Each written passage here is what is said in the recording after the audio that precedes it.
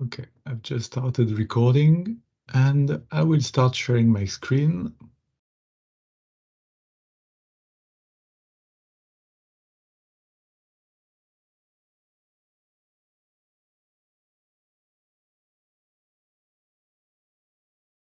So, welcome again to all of you. I'm very happy to meet you online today for this book launch event co-organized by Routledge about my new book, The Rise of Digital Management.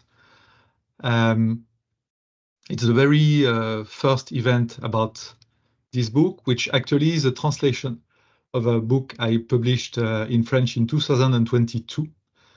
And at the beginning, it was supposed just to be a translation. And as I did a lot of presentation, many presentation of the book, in particular in France, it was too tempting to include the comment and criticism. So it's more than a translation, it's also an adaptation. And behind the book, there's a research project started in 2017 about the American history of management. And I will say a little bit later a couple of words. So what I wanted to precise is that there's been first this book in French called Apocalypse Managériale at Éditions Les Belles Lettres. I know there's this translation, which is also an adaptation, with the title The Rise of Digital Management from Industrial Mobilization to Platform Capitalism. So as kind of a foreword, and maybe it will spoil a little bit something very important in the book, but I think it's important to say that. I want to raise the mystery of the title in French, Apocalypse Managériale, Managerial Apocalypse. And I would like to explain why I used this title in French, because it's important for the message and the meaning of the project.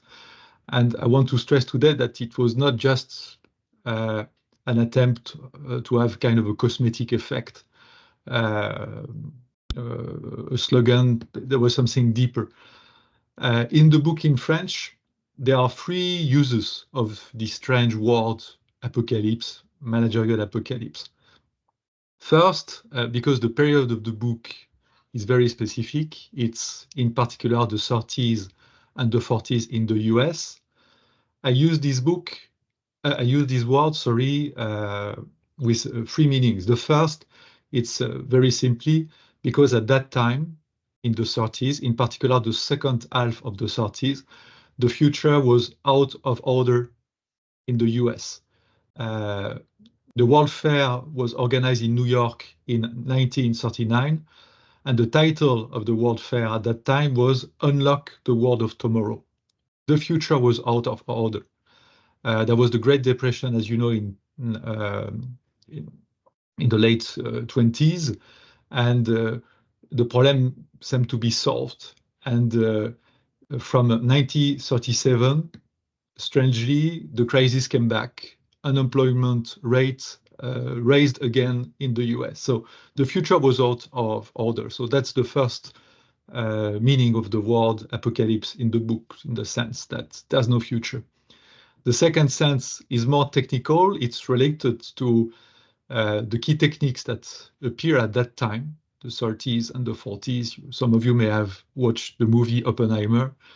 It's precisely at that time that some techniques likely to end the world happened. So the apocalypse is part of the atmosphere of that time also in that sense. There are some techniques likely to end the world. And lastly, and that's maybe a little bit more subtle, I also use the word apocalypse from the more etymological perspective of the word. It comes from the Greek apocalypsis, which means revealing, unveiling something. And as you will see, I think that's what I try to stress in my book, is that management, as it appears at that time, in the 40s and the 50s, precisely aims at that, unveiling, revealing what's next. And I will come back to that. So that's probably the strongest sense I found for this word apocalypse, in the sense of unveiling, revealing a world, in particular a future world. So After this precision, I would like to stress with an introduction what is at stake in the book. And what is at stake in the book, it's a big transformation. And I want to illuminate it with a before and after comparison in the context of the US. Before the war, before World War II, the United States is the 19th military power right after the Netherlands. As I said a couple of minutes ago, economic crisis is coming back. Unemployment rate is rising again. There are a lot of institutional, economic, racial tension in the US. After the war, the US becomes the first military power in the world. Half of the richness of the world is American, and unemployment rate has fallen to 1%. I could also zoom in more precisely on management and also offer a before and after comparison about management in the US. Before World War II, scientific management is deeply criticized in the US. As a professor of management, I didn't know this story, that there was such a deep, radical legitimacy crisis in the US, and I will give more details about that very soon. Even the legality of management is questioned. I didn't know before doing this research that the US Senate had forbidden managerial practice in the context of Navy yards. That's what they call senatorial bans. Between 1911 and 1946, very simply, scientific management is forbidden in the US in the context of Navy yards. And after the war, senatorial bans are lifted. A new, much more enthusiastic discourse about management emerged in the context of the US. And something also happens that is, I think, interesting in the book is the emergence of an American geopolitics of management. And I will also come back to that. That's also another way to show what happened in the context of this World War II in the US and the US industrial mobilization. Here you have a diagram showing the US munition production. And as you can see, in the early 40s, the army industry in the US was almost nothing. That's the story of a reconversion. That's the story of a new industry. Something almost started from scratch. That's really an amazing story, what they did at that time. The picture you see on this slide, it's Knudsen, the main coordinator of this industrial mobilization. And my thesis in the book is very simple. What happened if we try to open the black box of this before and after, and if we try to understand this great transformation, what happens? In the middle, it's the US industrial mobilization. But much more than a short period ranging from 1941 to 1945, what I try to argue in the book is that it's a very long-term process, this US industrial mobilization. Started at the end of World War I and ending recently, just before the rise of internet technology, the fall of the Berlin Wall, and so on, many geopolitical changes. And my argument in the book is also that what happened in the middle, it's a reconfiguration and relegitimation of management itself, which moves from scientific management to what I propose to call in the book digital management. So what you have in front of you, very simply, it's the core thesis of the book. If we try to open the black box of the great transformation I presented in the previous slides, what you see, it's mainly this. So for this book, I've used a lot of archives. That's not that visible because I wanted to avoid, in particular for the English version, something too dense, too heavy. And here you have all the archives, and you can see that I have used a lot of archives. I kill my eyes. I spent an amazing amount of time reading of these archives, in particular, 3 sets of archives to understand what happened. First, specific archive about the institutional history of management, and 3 subsets. An archive about the American Management Association, more specific archives about the Academy of Management. I've discovered a lot of things about the Academy of Management and the Society for the Advancement of Management. I also explored more industry-oriented set of archives. One of them, a very important set of archive, it's about the Brooklyn Navy Yards. It's a fantastic way to trace at a micro level the story I was interested in. And I wanted to avoid a dry story, something non-affective, not likely to make sense for my readers. So I've tried to find people who have experienced the story that is at the heart of my black box. And I found a couple of people I will mention very soon. And I've also explored in particular letters of a very specific set of archives focused on people who lived in particular in New York during World War II and who were very interesting witnesses of my story. So here is a different way to explain what I did for the book. I've tried to craft 3 different narratives that each correspond to different set of chapters. A first third of chapters, another third of chapters, and the last third of chapters. First, that's the first part of the book. I tried to write an intimate story, something at a human scale, and I followed 3 people who lived this period and who said very interesting things.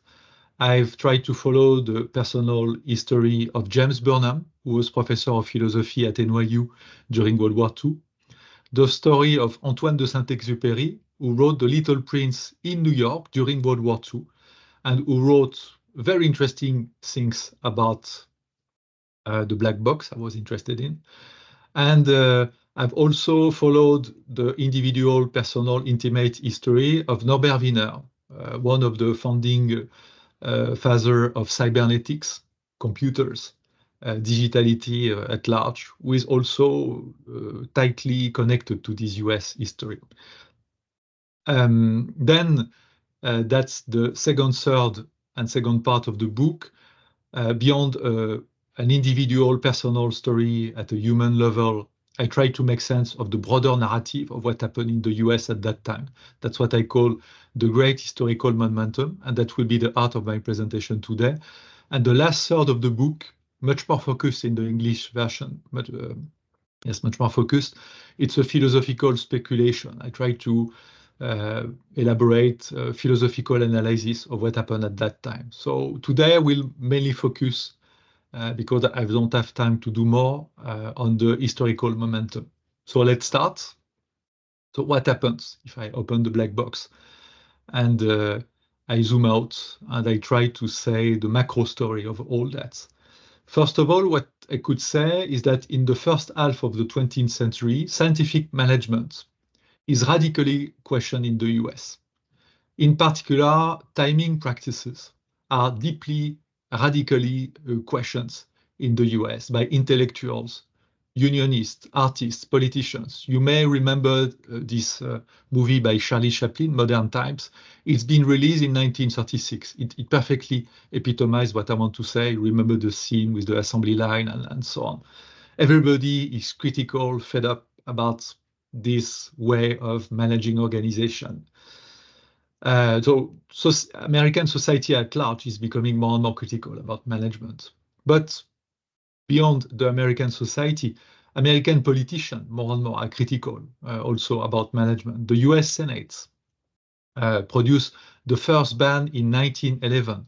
Friedrich Taylor himself is convoked by the US Senate, and the US senators ask him to justify Taylorism. It's in 1912 that these things happen. And if there are questions about that, I could give more details about what happened in the US at that time, in particular, a big and horrible fire, the Triangle Fire in New York, killing a lot of people, a lot of women, because of the kind of speciality that is related to Taylorism.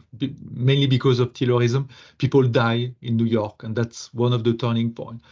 But beyond that, you have a couple of occurrences of the vocabulary scientific management on Ngram viewer.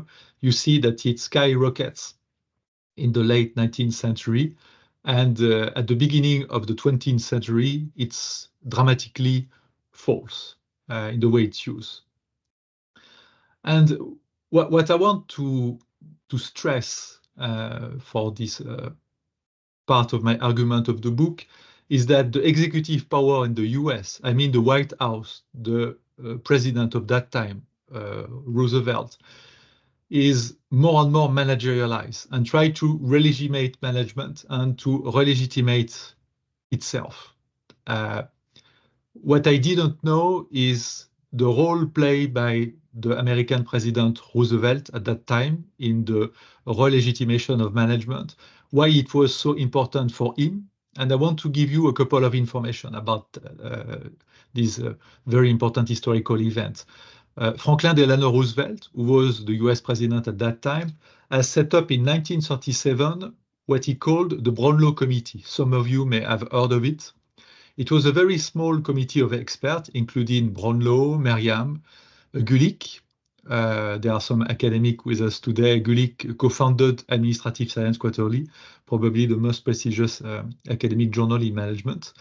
And the role of this committee, set up by Roosevelt, was to think the place and role of management within the federal states in the US, within the technostructure in Washington. And as soon as Roosevelt set up this committee, the US Senate started to resist. They understood why Roosevelt was pushing that. Roosevelt was pushing that because developing management, recruiting managers in Washington, developing a technostructure, of course, it was a way to reinforce his power. And the Senate, and I will show you two diagrams that illuminate what happens, but the Senate kept resisting, refusing a vote or voting negatively to the proposition of Franklin Delano Roosevelt till 1939. And they finally gave in to pressure because the war was coming and it looked more and more anti-patriotic to fight against management and the measure proposed by Roosevelt. Here you have two diagrams, and for me, they perfectly illuminate what I want to say today. The first diagram shows in Washington the number of employees at the White House, the central administration of the White House, the technostructure of the federal state. Before the war, there were 20, 30 people recruited around the American president. At the peak of the war, there are more than 200,000 people working in Washington as part of a technostructure. If you ask me what they did and what they still do, they are managers. They control, they program, they animate, they coordinate a lot of projects, a lot of activities for the federal states. They are public managers. That's all what they do. And these things emerge, as you can see, during World War II. Of course, you can see that after the war, in particular with Truman, there is a dramatic decline in the number of public managers at the White House, but it's just an illusion.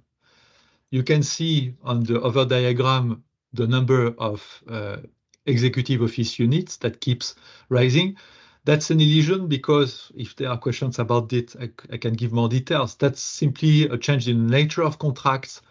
That's just because they are part much more of private organization. They are part of office units that are not seen as part of the White House, but at the end, the technostructure, even after the war, keeps increasing.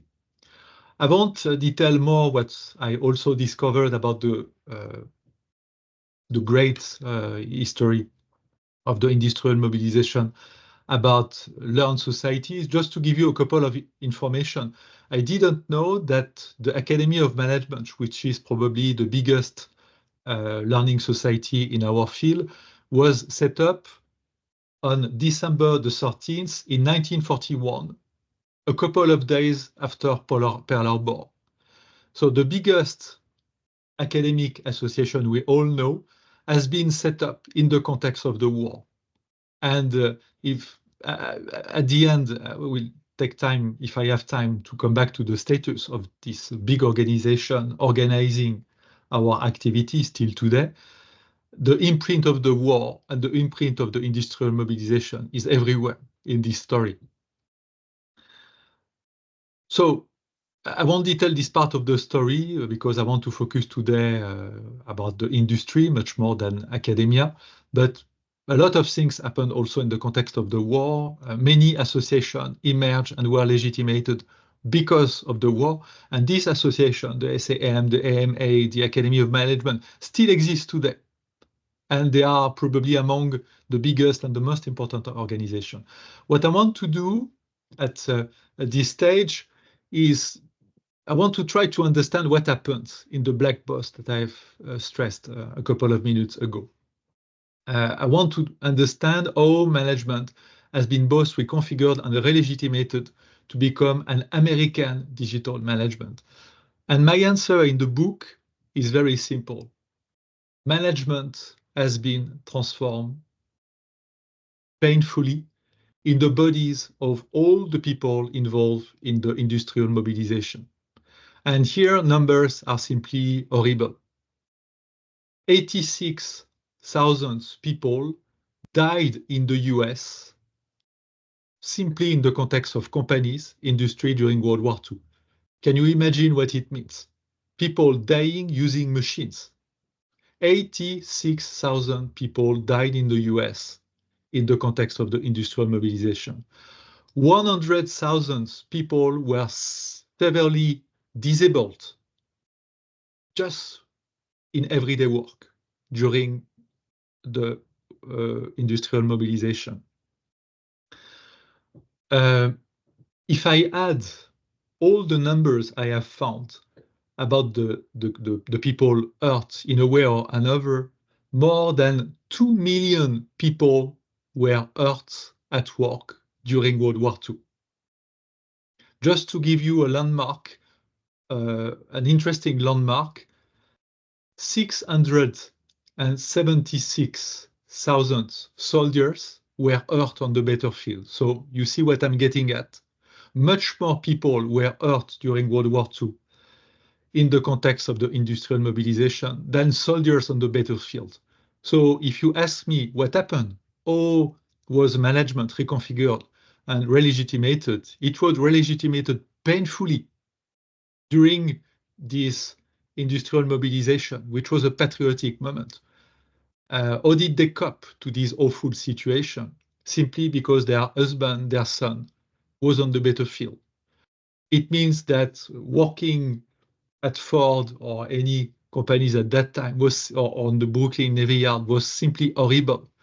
But you had to cope with this situation because not coping with that was lacking of a sense of patriotism, was being unfaithful with your family, your friends, and so on. So people accepted the most horrible kind of management, an awful acceleration, simply because they had to.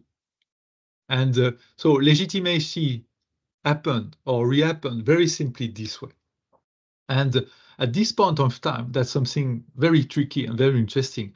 Management, because much more than ever, an American management and a weapon, a tool to win a war.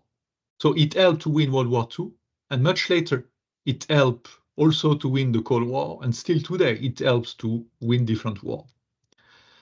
If I try to zoom on the Brooklyn Navy Yard and the story of the Brooklyn Navy Yard, I found a lot of traces of this great sacrifice.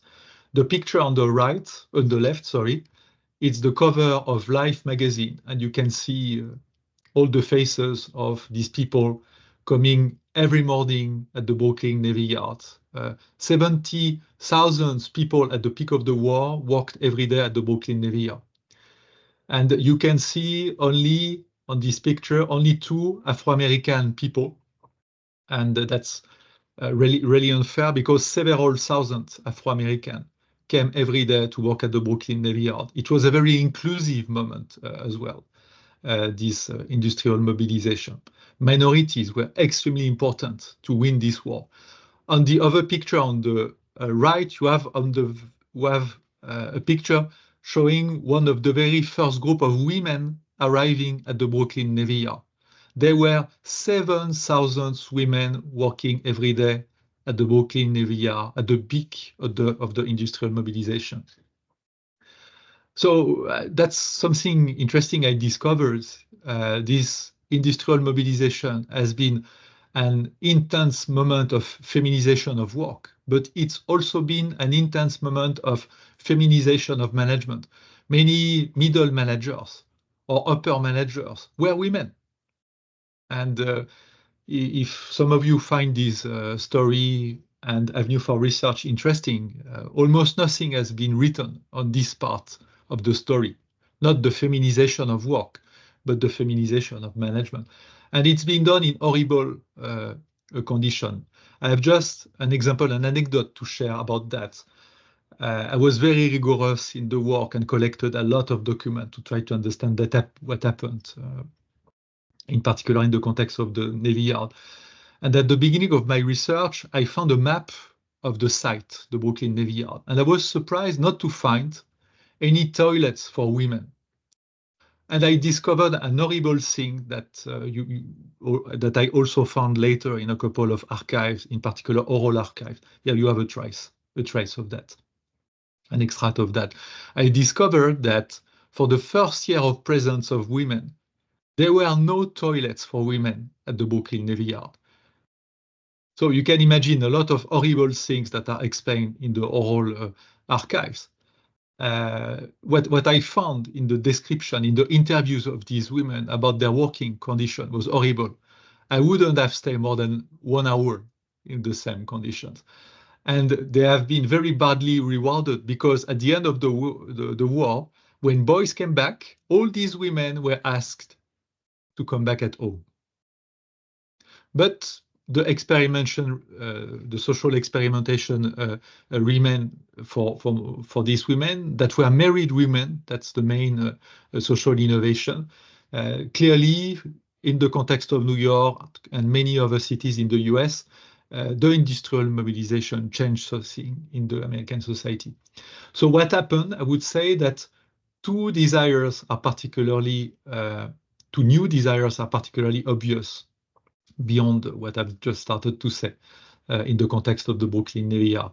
First, I saw a process of uncovering the future to vitalize and give sense to the present. I will be more concrete very soon about that.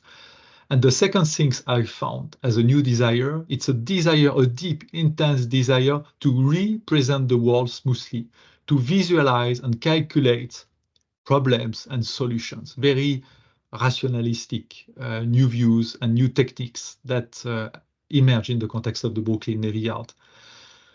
And now I would like to share a more specific of my archives, and that's very precisely the archives that made me think of the title in French of the book, Managerial Apocalypse. The idea of apocalypse in the third sense of the term came at this point when I discovered this archive.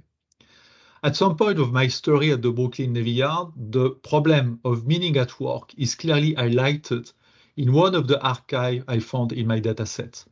The question of boredom at work is finally addressed. And the article I found endeavors to provide an answer to a very important question for workers.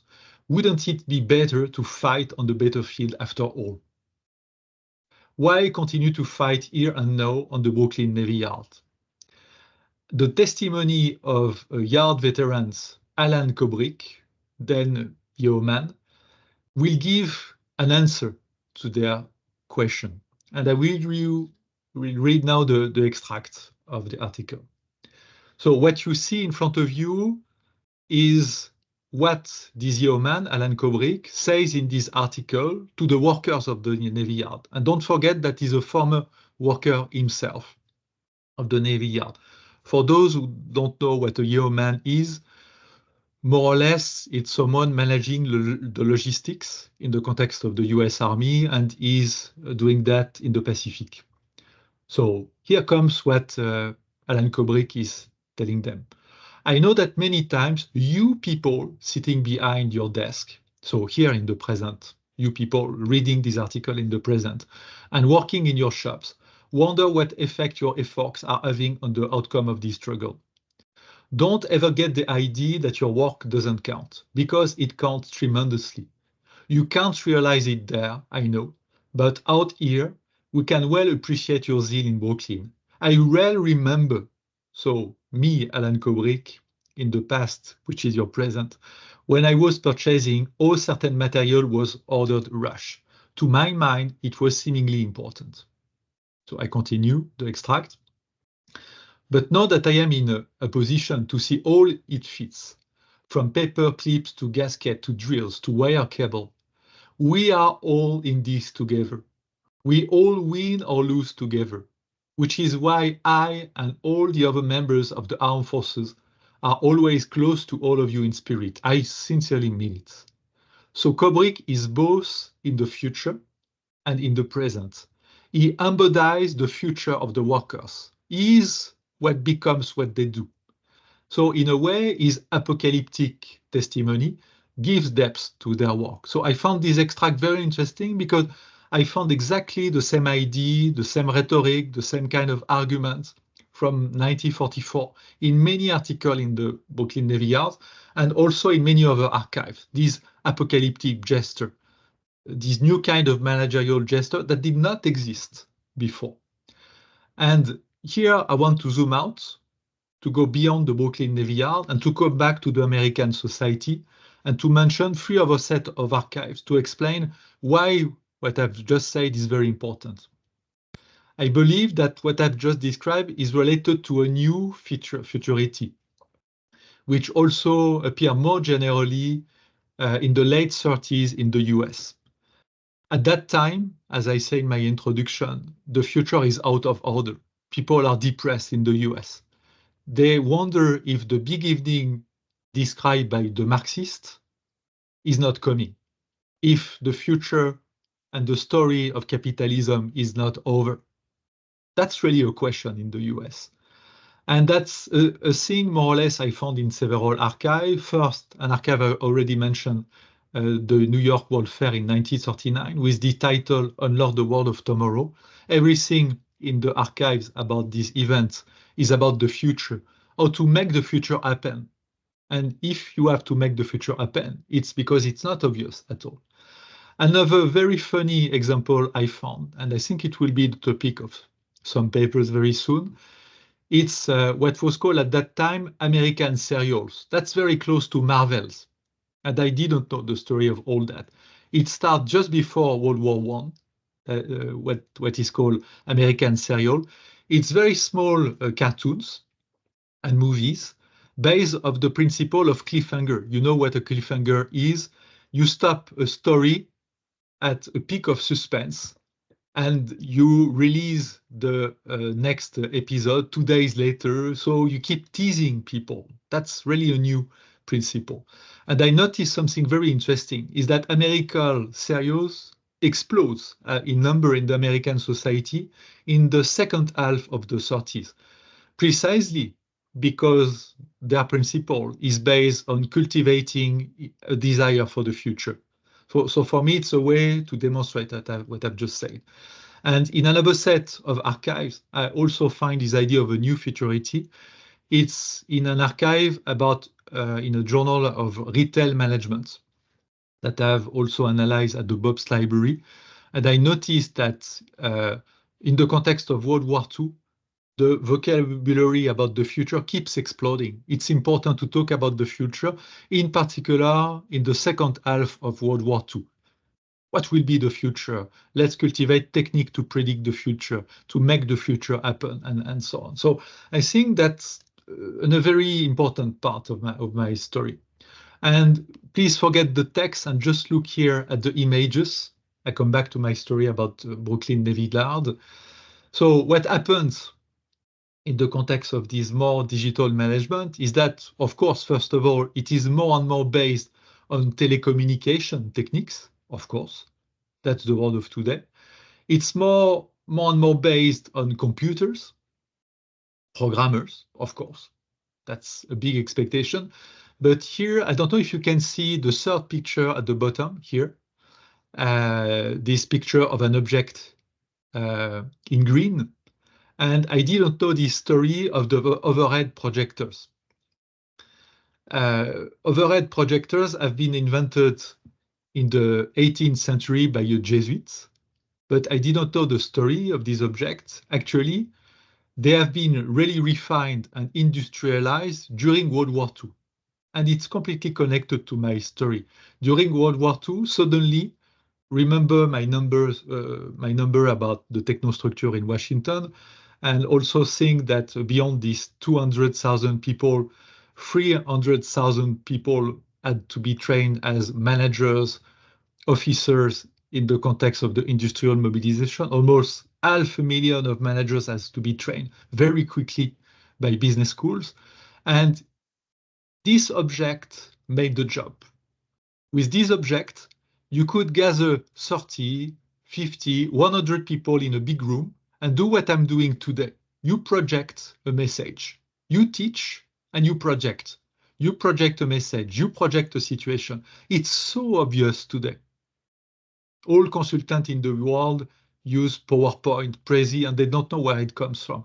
I didn't know that it comes from World War II because business school, the US state, had to train massively and very quickly a lot of people. So suddenly, and more than ever, management becomes extremely visual. Creating a visual, projecting a visual, that's very important. And for me, it's part of this digital management. It's not just a story of computers and telecommunication technique. It's also a story of these objects. So I try to go a little bit quicker now. What I try to do in the book from this archive and this story, I've tried, of course, to define what I mean by digital management. And I found three pillars, three key dimensions to define this digital management, which I believe is still part of our present. We all live in this world, this post-World War II world. It is representationalist. It is obsessed by the idea that you have to represent what's going on in the subsidiary, in your market, to have the good indicators, the good dashboard. And it's really started with the 30s and the 40s, this story. It is based on flows and continuities of flows. Even today, the most central obsession of Amazon.com is to keep a continuity in the process of delivery of the books and so on. But it's a very old concern. And the third obsession connected to digital management, it's innovation, innovative projects, continuous novelty. So I won't detail all these diagram and description that you will find in the group, in the book, explaining the first pillar, all about representing the world, finding the right correspondence. Most managers and consultants I know, for me, are still today obsessed by that.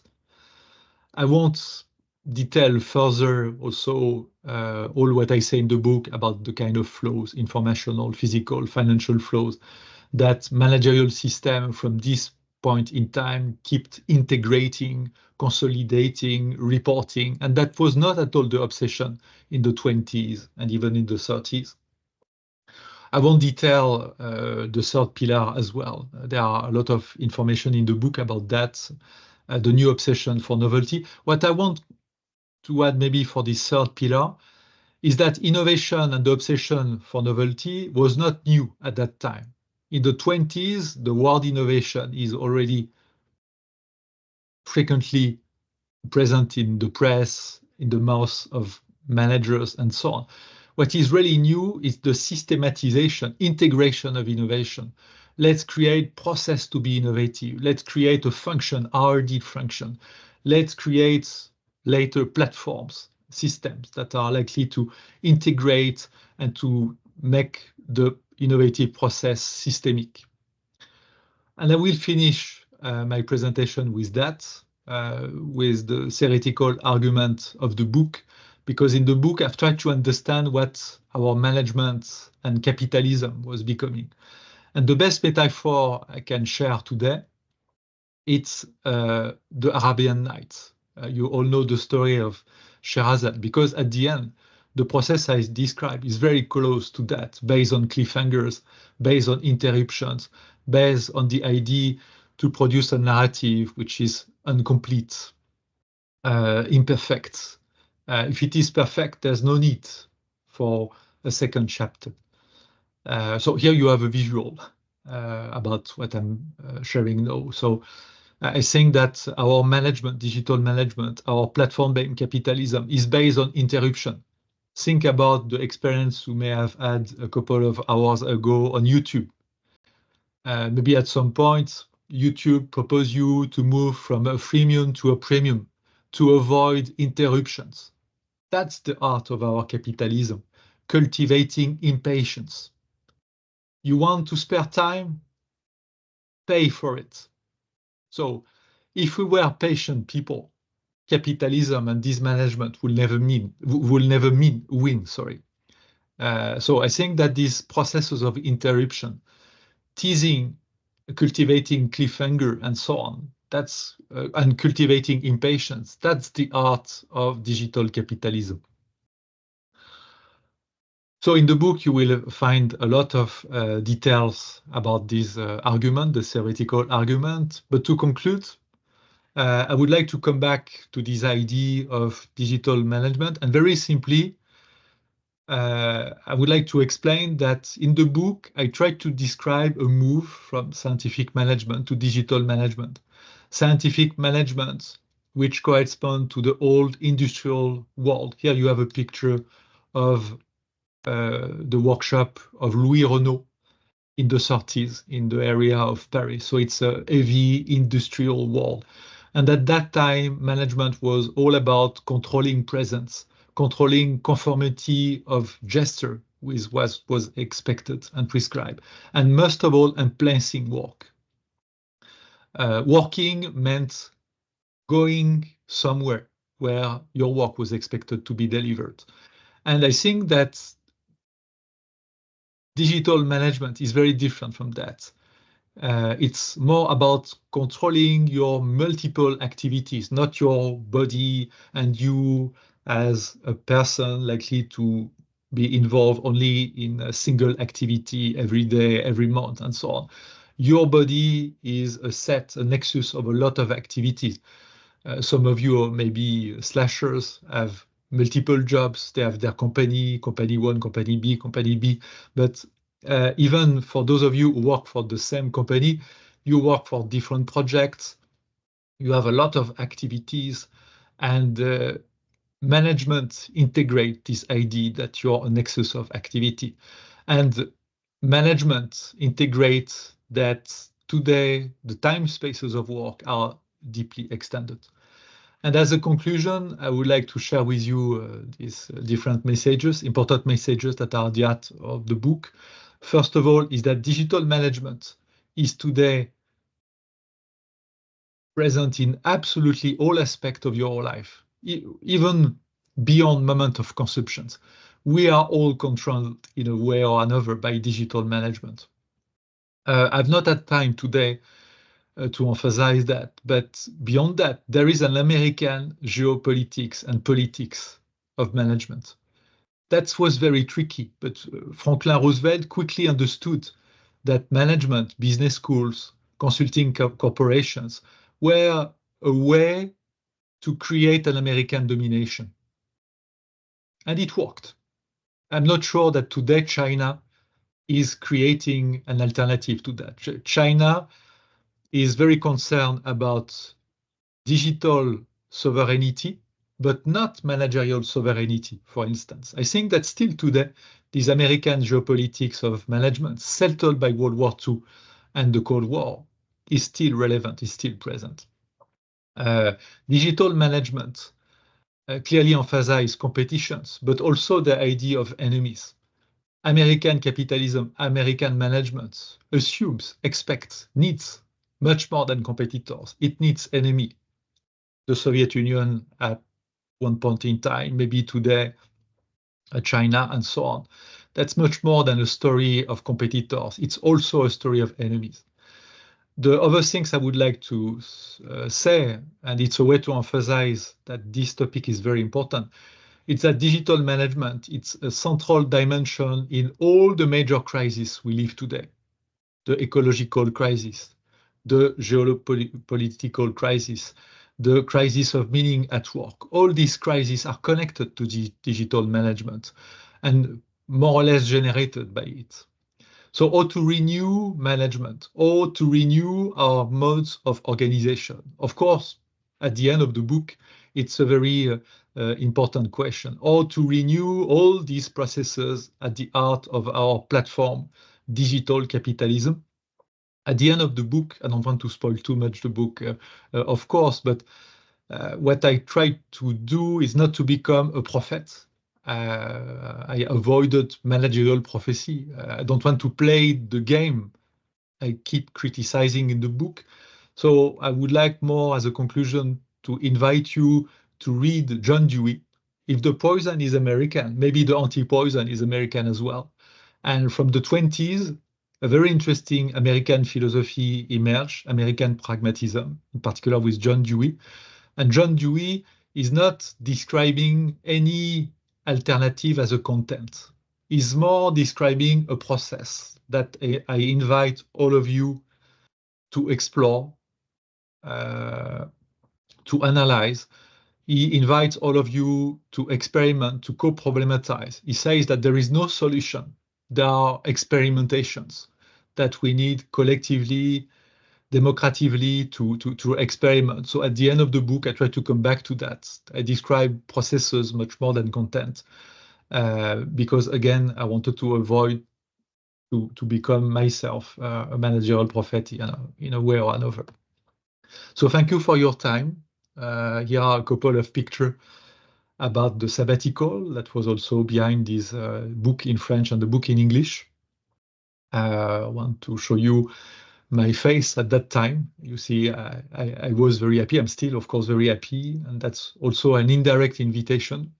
If some of you have the opportunity to do a sabbatical at some point, please do it. I think it's been one of the happiest moments in my life. So do not hesitate also to leave the same moment.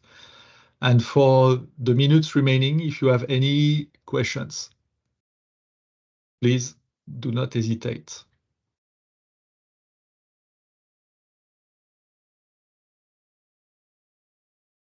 And I'm very sorry for the process, because I will have to open the mic for each of you. So I start. Yes, Yashar, welcome again. The mic is open, Yashar, if you want to talk. Can you hear me now? Yes. Perfect. Well, thank you very much for the presentation. I haven't read the French one, but this one I read few reviews already online and stuff. Now I have a little bit better understanding actually what the book is all about, I guess. And what intrigued me from the beginning to the end was one of those things which you mentioned. You start with saying how in the 40s, for example, this Americanization drives this process. And now at the end, you came back to it again and said that although it's still dominated by the US, this thing, the other part from the East coming from China, Russia, or somewhere else, it's still not the alternative. And then you mentioned two key concepts there, saying digital sovereignty is what they care about, but not the managerial sovereignty. Can you elaborate on that distinction or diet? Yeah, I think it's a very important question for China, for France, for the European Union, for Brazil, for all other countries in the world. I think that what the US did, and it's clearly a strategy. It's not something I imagine. I found a lot of traces of that. It's clearly a strategy under geopolitics. They quickly understood that their business school, their consulting corporations, their norms, their managerial techniques could be a way to build the domination. They quickly understood that the world coming after the World War II would rely on management, companies, a very managerial capitalism, and that it was important to be at the heart of the system producing the knowledge and the techniques of management. And look what they did. The biggest consulting corporation in strategy, they are American. The biggest business school, they are American. The key terminology of management, it's American. All the latest fashion you can imagine in management, they are American as well. But it's not by chance. It's really a strategy. And what I found very surprising is that you mentioned China. I think that China has elaborated a geopolitics about digital technique, digital infrastructure. They thought about their independency. They have a strategy about that. But about management, what are they doing? They play the game of management with the techniques of the US, the rules of the US, and in the stadium of the US. How can you win a battle this way? They sent their students in the US.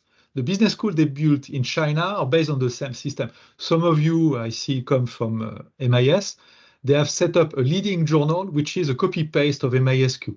It's almost the same board, the same editorial statement, the same sections, and so on. How can you win a game which has been designed by other people, trying to win the game that you try to win? I mean, I think it's almost impossible. So for most people, management is not a serious thing. For most policymakers, it's not a serious thing. In the US, it's a very serious thing. I was surprised to discover the collaboration, relationship with the association, the learned societies that I mentioned in the US during the war and after. They work with policymakers. They take them seriously. I'm not sure in France, in the European Union, maybe in China, Brazil, and so on, that our associations are taken as seriously as they have been taken in the US and that as they are taken in the US.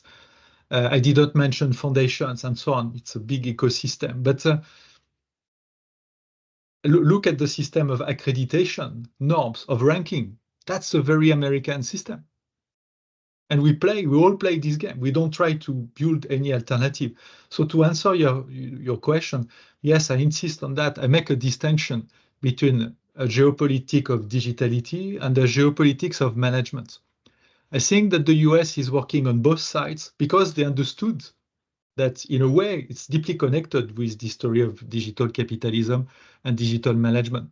I think in the context of the European Union, China, Argentina, Brazil, and so on, Australia, I don't think that it's enacted this way. Am I answering your question? Or yes? Well, I think yes, and I agree on the point that, when you look at all these major companies which drive geopolitics, I'm talking about, again, digital companies, which currently are quite the actor. And I believe actually that we are not paying enough attention here in Europe to the digital geopolitics which goes on. I mean, take, for example, Twitter or SpaceX or something. A single person who owns a company can decide single-handedly whether to give access to a country which tries to defend itself towards another country. So they're, in a way, becoming much more powerful than the states or even unions. I mean, how much power does European Union have, and how much power does one company, even supported by its government or other actors, which are quite important as a stakeholder sense, something? Then you see exactly what you're talking about there in terms of that in certain countries, paying attention to the managerial side and what actually we teach or research could have enormous influence, and not just the capital side of it. Yes, I completely agree. Yes, and that, for me, that's one of the key argument of the book, that management as a set of technique, a set of knowledge, should be taken much more seriously by policymakers, by other disciplines in social sciences and so on, because it's a political topic and a very important one. And I think from the 40s, the US acknowledged that. Any other comment or question? Sorry, I've been much longer than I expected for the presentation itself. Yes, Daniel. So I will find you in the list and we'll open your mic. Yes, we can hear you, Daniel. Hi, sorry if I'm driving. I'm picking up my kids, so I don't know if the sound works well. But I want to go back to the title of the French version of the book and the idea of apocalypse and how that helped the US set their or the modern consideration or reflection around digital management, and whether we need, or it's because of this crisis where we can have a deeper perhaps reconfiguration of the way we think about management or organization perhaps in more general terms, and the role of digital systems in helping that. Is this something that we need to contemplate, or can we do without, in a way, falling down to requiring these sort of exogenous pressures to be able to rethink, the configurations that cement how we organize ourselves? I don't know if the question makes sense. Yes. It's also a great question, and my answer in the book is based on the One of Thousand Nights, the Arabian Nights, which is a great book. Most of you know this story because of Disney, but I really invite you to read the book, a translation in English or in French of One of Thousand Nights. It's much more than a book for children. It's a very political book, closer to the Prince of Machiavel. And why am I talking about that? Is that there are two interpretations and two ways to enact the One of Thousand Nights. There is a positive and a negative Sherazade in a way. The authentic positive way to enact the One of Thousand Nights, it's to say that it's been written to teach patience. This never-ending story based on cliffhanger was meant to learn children to be patient. And it can be enacted this way. You won't learn the next part of the story now. Let's talk about what happened. What's in between is very important. Listen to what you feel in between. So that's the positive, authentic Sherazade. So there's a process, an apocalyptic process, revealing, stopping, and then revealing, and so on. But here it's designed and used to cultivate patience. But then maybe there is a more negative Sherazade, using the process of cliffhanger, using the process of interruption as a way to continuously tease you to cultivate your impatience. There's no lesson in between, no wisdom cultivated, no third person in the very first version of Sherazade helping you to cultivate a distance in the context of the interruption. So what is cultivated? Oh, what's next? What's next?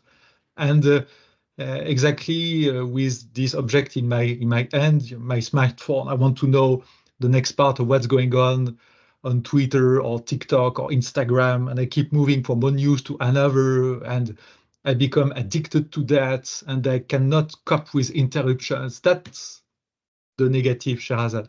So it's a very metaphorical way to answer your question. I don't think that the key problem is apocalypse. I mean, life is made of apocalypse. Continuously new things happen and you discover it. The real problem, it's the problem of patience. It's the problem of what happens in the situation of interruptions. And maybe in business school, in universities, at home as parents, maybe we could cultivate patience. I think that capitalism is bringing so many good things in our life. In my book, I'm not raising my head saying that let's get rid of capitalism. I invite the reader to cultivate a different, patient, distant relationship. I think that progress is a good thing, but it should be kind of a background thing, not the center of our life. creating all what is happening and making us every day more and more impatient. So that's an invitation for parents, for teachers, for policymakers, for many people, this issue of a different relationship with apocalypse. Am I answering your question? Yeah, thank you. Any other comments? Sorry for this issue of the mic. That's not something I control.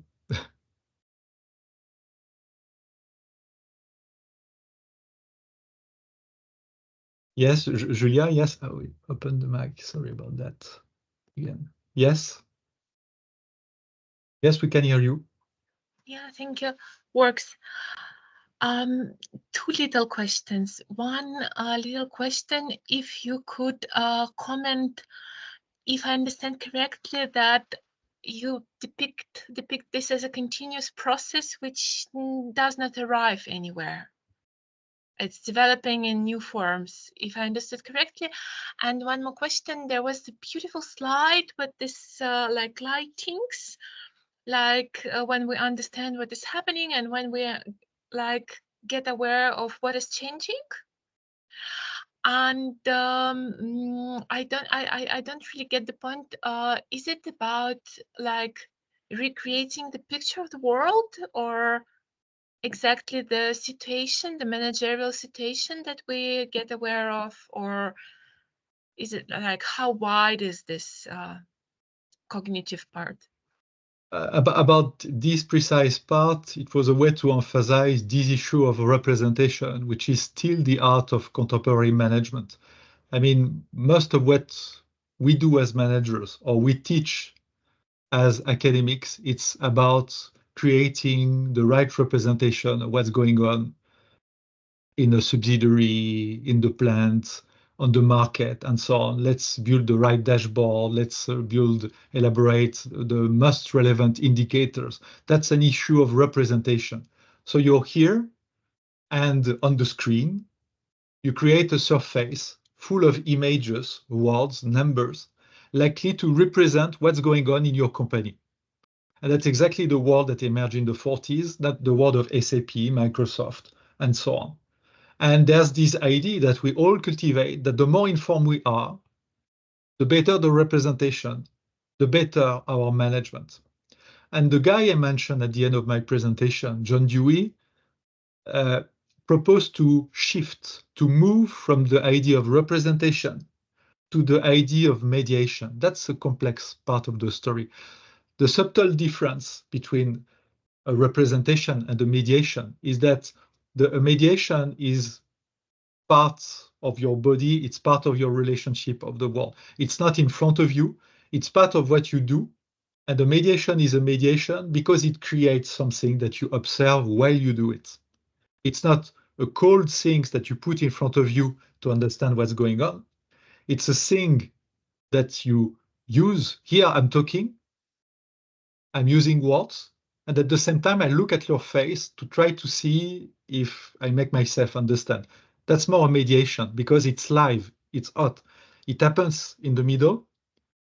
It's not a set of number, it's a mediation, and I try through what happens to understand if it's effective or not. A representation, it's more a before than an after. A mediation, John Dewey says it's consequentialist. And I know it's very subtle and complex, this part of the argument, but I think it's very important because I think that most of the time what we teach in business school and what most consulting corporations sell to their customers, it's not at all mediations, it's representations. Because it's more difficult, it's a more complex promise, it's much more difficult to make money with mediations than representation you put into a digital technology. But the world is suffering from that. Our bodies is suffering from that. We are all fed up. I would prefer to meet all of you and not to use the representation of this screen to be in the same room and so on. We all know that it wouldn't be at all the same experience because we have already lived different mediation than this screen as a representation of the situation. So that's a way to indirectly maybe answer your question, at least about this PowerPoint that you mentioned. What was behind is this idea of representation and this alternative based on mediation. Am I answering your question? Very interesting, very interesting. I read actually the paper about it from 2021 from MSQ, representation and mediation, exactly. And very interesting. Thank you so much. And just like little question, like if you describe overall this managerial control as never ending, like reproducing itself, never arriving, because there were like a couple of publications about like the capitalism transforming itself, some kind of like gig workers, different approach. But in your perspective, it's just same. Yeah, the kind of capitalism we are all contributing to, it's a never-ending story. It can't but be a never-ending story. What's next? What will be the next novelty? The next version of this software? So interruptions, revelation, interruption, revelation, and you open a space that can be commodified in the minute after.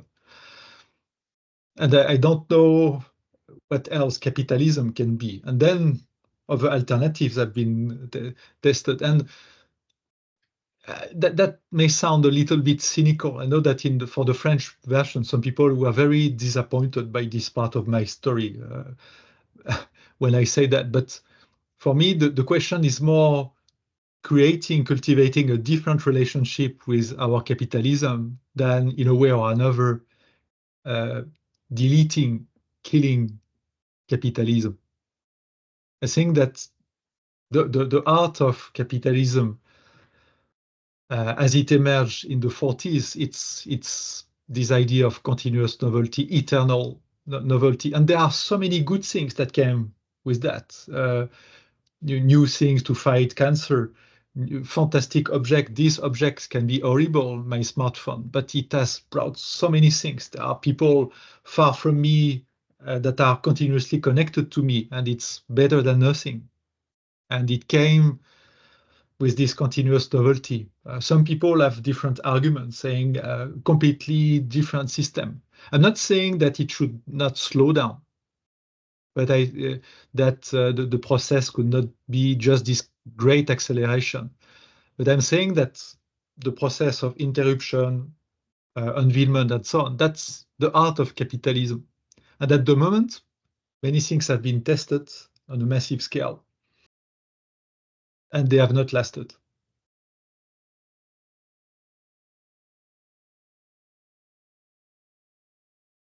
So it looks a little bit cynical as what could be a concluding sentence. I would have loved of something much more optimistic. Any other comments? That's a part of the book in English I've tried to improve.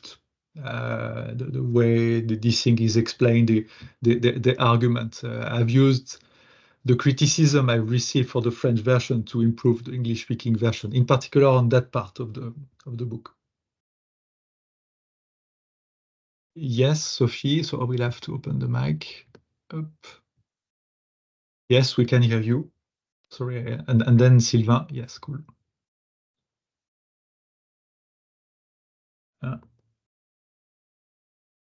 Your mic is open, but not on your side, Sophie. Okay, thank cool. you. We can hear you now.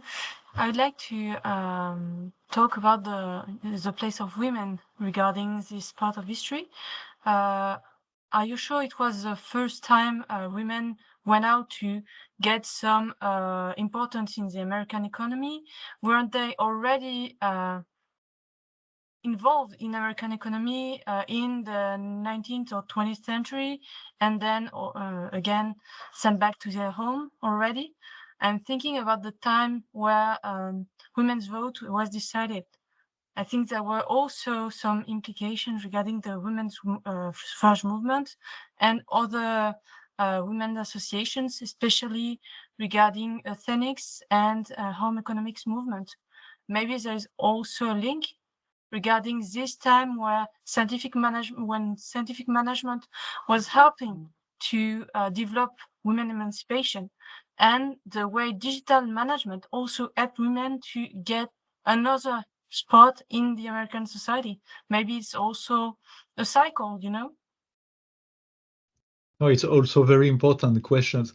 Women were already part of the story for the first US industrial mobilization during the Civil War. They were already part of the story in the context of the industrial mobilization of World War I. But there is such a change of scale during World War II that it's really a different story. And a very important thing, it's again feminization of work, but also feminization of management. That's really something different compared to World War I. And to come back to the story of the Brooklyn Navy Yard, I discovered fascinating things about the role of women at the Brooklyn Navy Yard. For instance, they play a huge role to decrease the number of accidents. They explain to men that they had to wear their helmets, their glasses, a lot of equipment that for some very bad reasons of virility and so on, they avoided this equipment. And their strategy was very simple. They talked to them as husband and wife, mother and son. They find the right way to talk to them. And they really changed in the second half of the story of the Brooklyn Navy Yard. These managers, these courageous women, they really changed the situation. But really, their situation was awful. I invite you to listen to the oral archives I shared at some point of my presentation. You can listen to hundreds of interviews of former Rosie de Riveters, many women explaining their situation. And their situation, the first months, the first 2 years, was absolutely awful. The behavior of men was horrible. Nothing was planned to integrate them. So to come back to the answer to your question, first, there is a change of scale, which makes that the situation is different. Second, there is a change in the nature of work, much more managerial. And the last answer I would like to stress, it's connected to an imaginary. You all know the story of Rosie de Riveter. You all have images coming to mind, and they come to this period of time. Emancipation, feminist movement are deeply connected to what happened at that time. Even, I will maybe disappoint all of you, in my archives, nothing was feminist at all. I mean, there was no political message. All their message was simply patriotic. That's a story that came later in some marketing campaign and so on. But it's very important. It is powerful anyway for the story. Did I answer your question? Yeah, it was very insightful. Thank you. Thank you, Sophie. And yes, Sylvain, I will open your mic. Yes, we can hear you. Yes, thank you, François Xavier. Thank you all for your question. I wanted to go back to why you change the cynical part of the French version. I mean, what pushed you to change? What do you there mean? more? I mean, you say you try to be less cynical in the English version, and my question is why? No. I've done my best to be clearer, which is not the same. Okay. But Okay. I would say that maybe cynical is not the right word. No. But there is something I regret, which was at some point the request of Routledge, is that in the English version, I had to remove the Éthique of Odyssey, l'éthique du voyage, which was part of the book in French, which for me is a way not to describe a solution, but the different relationship we could have with capitalism. And because they say it was too dense, too long, and so on, I had to remove it. And for me, it was that part was not cynical. It was very optimistic, developmental, pragmatic. And I regret, which may go in the sense of your remark. At the end, removing that may look the book more cynical than what it was in French, maybe, to go in the direction of your remark. Yes. So for me, that's a cliffhanger. I need to read the English version now. Thank you, Professor Xavier. Thank you, Sylvain. Thanks for your presence. I have one comment. Yes, François. yes, please. Yes. It relates to what actually Sophie was talking about. Wouldn't, for example, the writings of Mary Parker Follett, where she not only tries to be feminist, but I mean, her writings would be considered that they're major part of the woman's role in developing the industrial age, where she says it's much more important right now to pay attention to the human relations rather than purely scientific management or other things which drive a lot of people to be, producing. And then in the early 20th century, there we see, people from the female side saying there is something which we can learn from these parts, or Yes, there are different ways to answer your question. What I found particularly striking is how masculine the world of that time was, and how masculine the designers of our world were.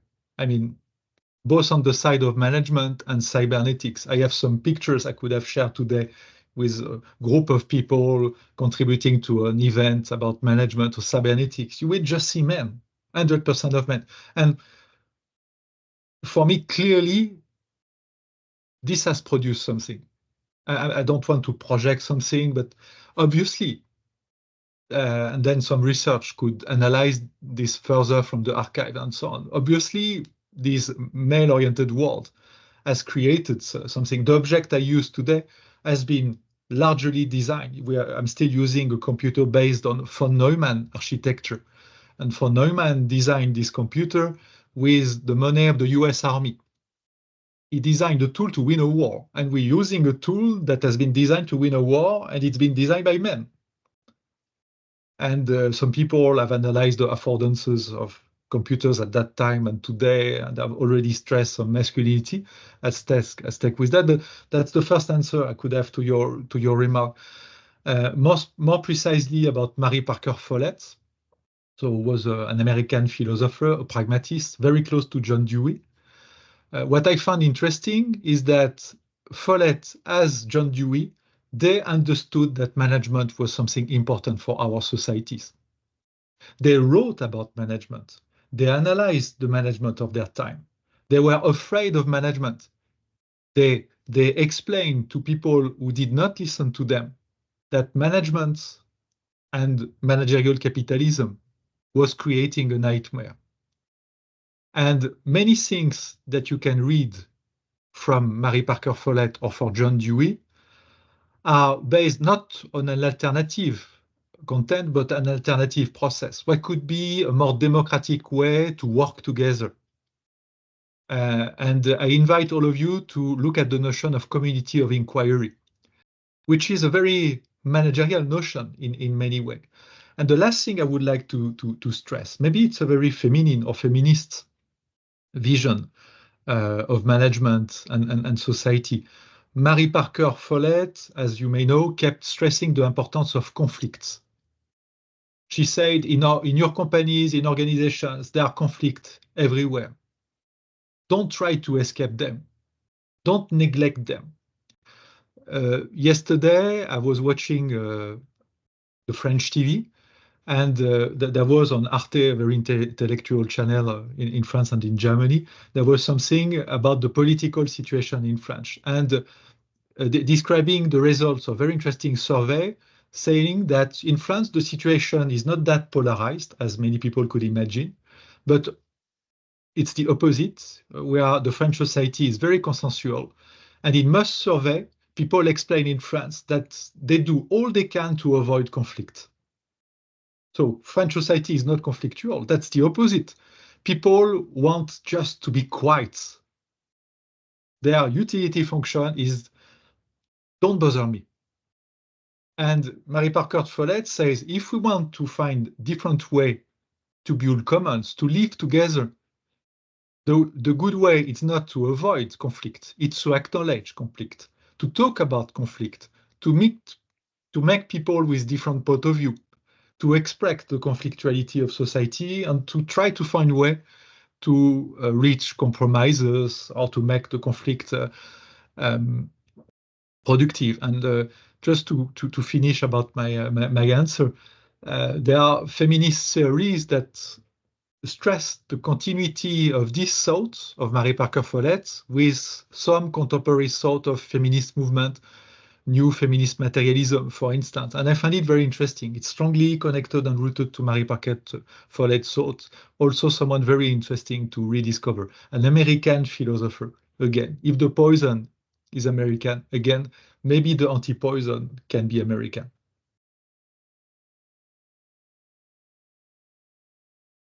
Any other last comments or questions? Thank you for your patience.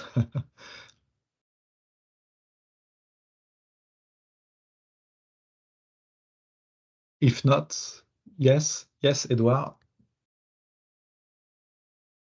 Yes, we can hear you.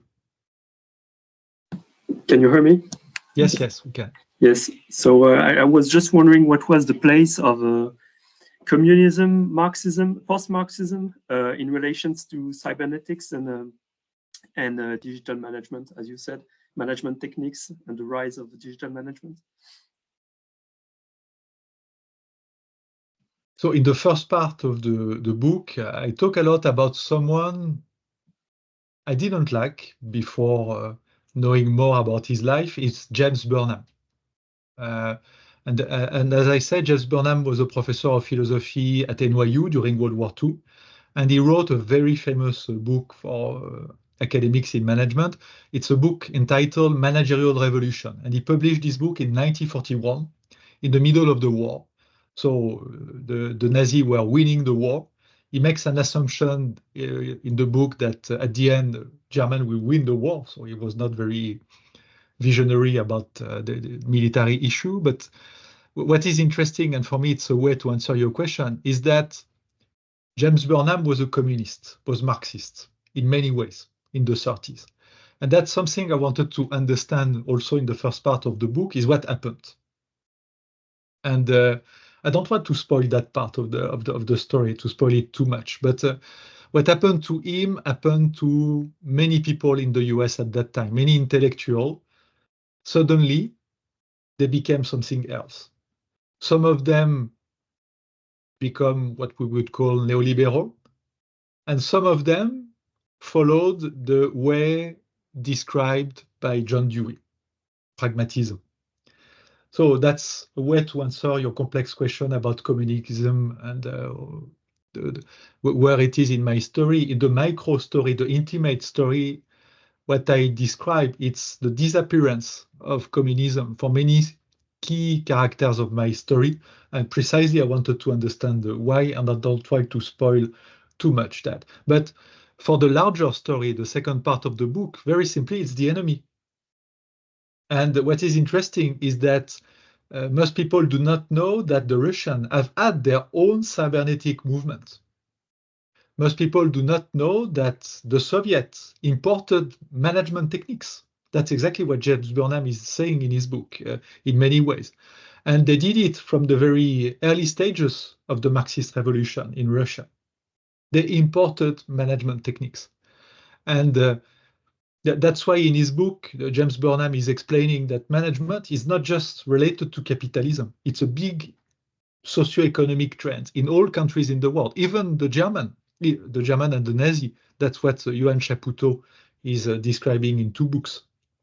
Even the German, they used managerial techniques. So that's a very complex story. The story of management in relationship with communism, in relationship with capitalism, the ideology of the intellectual in the US, and what has become. I had a lot of very clear ideas, binary ideas at the beginning of this adventure of writing the book, and I discovered very complex things. So my answer would be also an invitation to read, in particular, chapter 1 about James Burnham, the English version. I think I have also tried to improve the argument for this chapter, and yeah, that's what I could say. about this question of communism, but it's a very complex question. Any last maybe question or comments?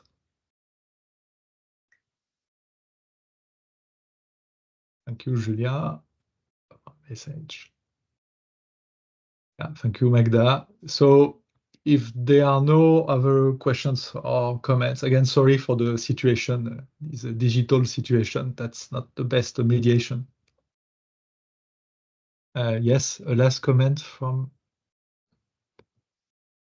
who raised the hand? No, okay. Okay, so what I propose is to stop here. I hope to meet you soon in the context of conferences or the real world, somewhere in France, maybe in the US for some of you very soon. And again, thanks for your time and see you soon. Thank you, François. Bye bye. Have a good one. Merci beaucoup. Très bonne soirée. Au revoir.